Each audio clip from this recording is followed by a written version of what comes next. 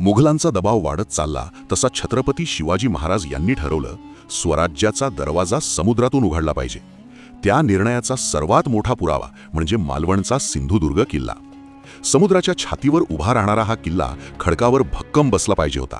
म्हणून सर्वात आधी दोरीनं सरळ रेषा आखली गेली. जरा जरी चूक झाली असती तर लाटांनी पाया हादरवला असता. रेषा ठरली आणि कामाला सुरुवात झाली. भरती ओसरताच वेळ धावायला लागला. जसा खडक उघडला तशी बांधकामाची साधनं, बांबू, दोर, खिळे जागच्या जागी बसवली गेली. पहिला हातोडा पडला आणि धूळ उडाली. दगडाला तडा गेला.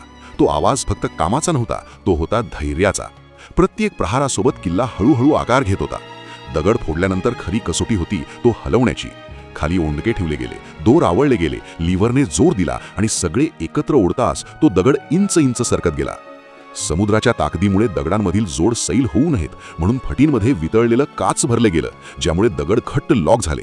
हा सगळ्यात धोकादायक टप्पा होता. पाया मजबूत बसताच तट उभे राहू लागले. चरख्याचे चाक फिरू लागले. दगड वर उचलण्यासाठी माणसं रांगेत उभी राहिली आणि कारागीर जोड अधिक घट्ट करत गेले. लाटांचा प्रचंड आवाज असतानाही तट हळूहळू उंचावत गेला.